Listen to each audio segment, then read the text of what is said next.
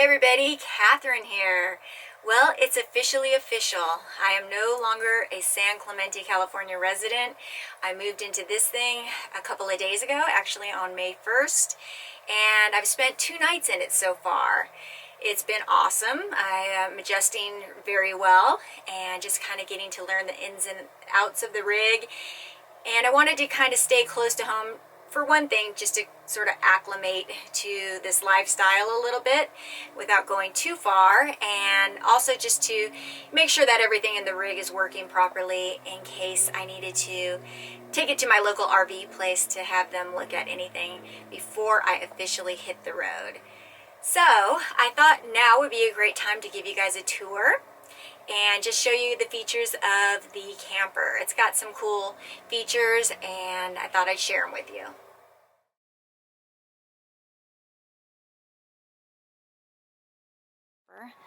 And then we'll go take a look inside. So I'm going to redo these floors. And here is the dinette. There's a table that goes up right in the center, and this obviously makes into a bed. Here's my kitchen. Little 2-burner stove. No oven. I don't really use my oven at home, so I'm fine with that. And then here is the bed. It's a queen size. That's the tailgate to my truck. We had to take that off. So there's storage up there. Storage there. Got a fridge. This is more storage up here. And then a bathroom. That's for the table. Stoked on having a bathroom, and it has a shower. Here's a closet or pantry, whatever you want to use it as, which I think I'll be using it as a closet. Nice fan. Stoked.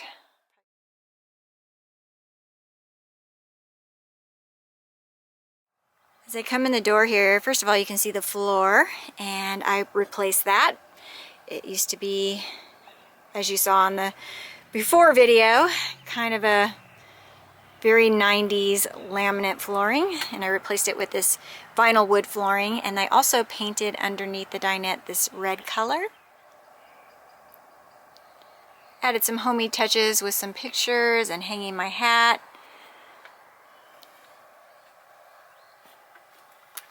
Now there is a table that goes here, but I do like to leave it out because it creates more room when I'm not using it. But I do need it for working, and I also need it because this dinette turns into a bed. And here it is from the other angle. So this is the cab over area, and this is my bedroom.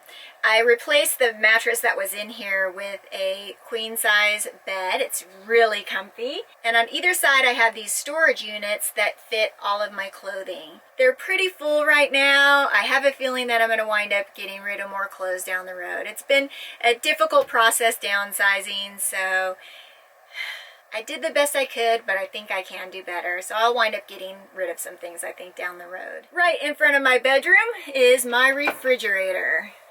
It's actually a decent size for a rig this small. It runs on AC, DC, and propane, and right now I have it running on propane, and it's nice and cool. It's actually works very well. It has a little freezer inside as well. I need to stock up, so I'm going to be shopping today to get some more food. Right underneath the refrigerator is this stereo system, and I listened to it for the first time this morning. I played David Bowie's Ziggy Stardust, the CD, and it sounds incredible. There are a set of speakers here over the dinette. There are also speakers on either side of my bed. Sounds amazing. Above the bed is an escape hatch, which is also kind of a nice skylight. I'm looking forward to laying there and looking at the stars at night. And down below the stereo is where my inverter is situated. The previous owner rigged it up so that you can plug in these plugs here to both of these outlets, and it sends power to the outlets right over here. So I can plug into my devices to that outlet, and it'll be powered by solar. It even has a smart TV, which I can tuck back into that corner but it pulls out, swivels out so that it can face the bed, or come out this way and face the dinette. I haven't used it at all yet. It runs on 12 volt, but I don't know how I would get a signal. I have looked at potentially getting a 12 volt DVD player. And here's my little kitchen. I'm proud of how this turned out. It had a really 90s wallpaper, which I painted 2 coats of prime and 2 coats of paint right over it. And I added that little knife rack. I added this peel and stick backsplash, which was much more difficult than I would have imagined. It was really kind of a pain, but it looks nice. Here you have my living room space, and that's the dinette area. It does make into a bed, and it's a very roomy one for a single person, and you can stretch fully across, and from what I understand, it's quite comfortable. My niece Christine got to sleep in it one night when we went to the Grand Canyon.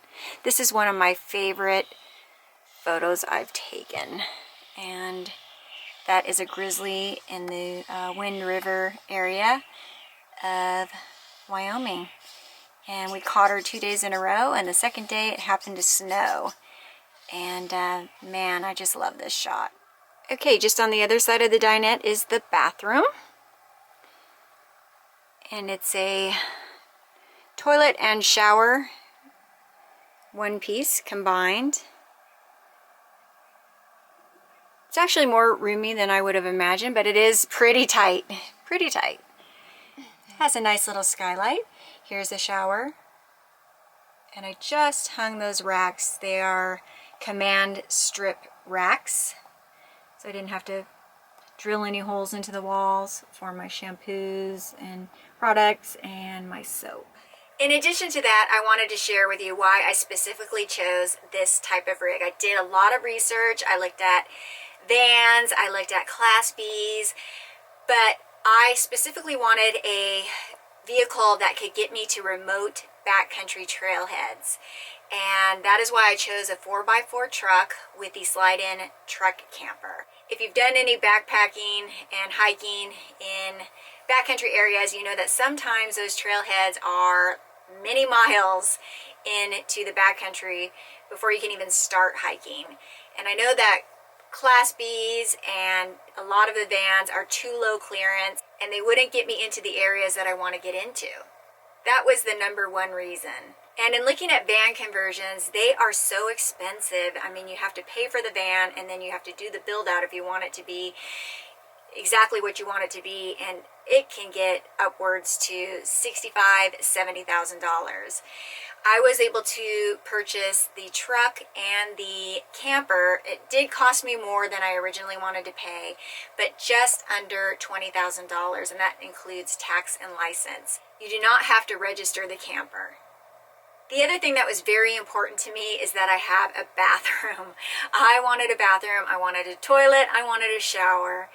So this thing comes with everything that I could ask for. When I get out of the backcountry after 6 days, I want to be able to rinse off and be comfortable and have a bathroom, a toilet, and be able to relax and be clean without having to go hunt down a shower somewhere. Also, something that was very important to me was that it had solar. This rig actually came with solar, and I've got 2 panels on the roof, and I have 400 watts of solar.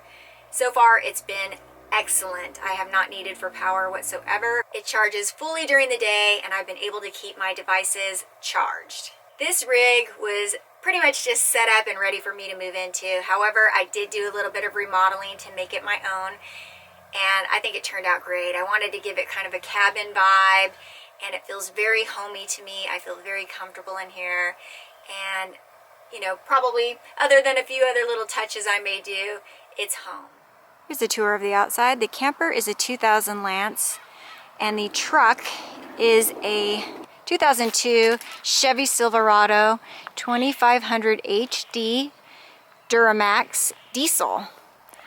It has all-terrain tires on it. It is a 4x4 and a 3/4 ton. It has a 6.8 liter engine and it's a V8. So it's got a lot of power. It's a beast, and it has no trouble carrying this thing. I got a crew cab specifically so I'd have the extra storage in the back seat, which is pretty much loaded. And stored in there I have extra bedding, tools, and my winter clothing, things that take up a lot of room and that I don't need access to immediately. This is where my propane tank is stored. It's barely used any propane, and I've had the refrigerator going for days. And I've used the stove.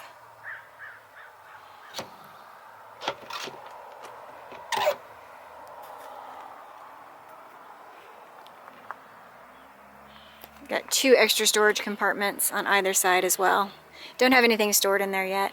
Well, what do you think, everybody? I'd like to hear your comments down below.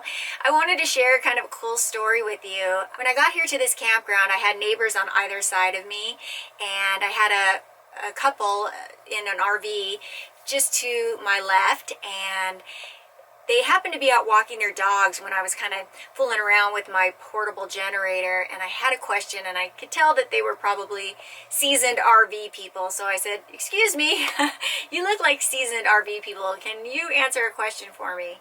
And the gentleman said, "Sure." And then he asked me whether I had a YouTube channel. He actually recognized me and he watches my videos. His name is Todd and his wife's name is Pat, and they were very kind. He not only answered my question, he gave me his phone number in case I have any other questions going forward. And then after we kind of ended our conversation, went our separate ways, he came to my door a little bit later on in the evening, and he dropped off this book that he gave to me. And it is called Living the RV Life, The Ultimate Guide to Life on the Road. I happened to just flip it open, and it opened to a chapter about emotional considerations of making this huge life change. And it's crazy. I mean, it's exactly what I needed to read at the moment I needed to read it. And it was just a perfect introduction to kicking off life on the road and just meeting some awesome people and just making me feel comfortable right out of the gate. So thank you, Todd and Pat, for your kindness and for making my experience right out of the gate just so nice and pleasant. It gives me so much hope about what this adventure has in store, and I can't wait to start meeting all kinds of people and collecting stories and memories that are going to last me a lifetime. Stay tuned. I'm going to be hitting the road very shortly here. Tomorrow I'm going to be mapping out my itinerary as far as backpacking and hiking trips and my first destination. So it's going to be fun. I can't wait to get on the road. So if you haven't subscribed, please hit the subscribe button. I noticed that a lot of my viewers are not subscribers. So if you've been watching my videos and you haven't subscribed yet, please subscribe, because I know that I've done that too. I've watched other channels and waited quite a while before I actually hit that subscribe button, and I don't know why. So if you're watching my videos and you enjoy them, I would appreciate if you subscribed, and thank you to all my subscribers. And be sure to hit the bell notification so that you can be notified every time I upload a new video. Things are going to get so exciting. I cannot wait. We're almost there. Just bear with me a little bit longer. We're going to be hitting the road very soon. We'll see you on the next video. Take care, everybody. Bye-bye.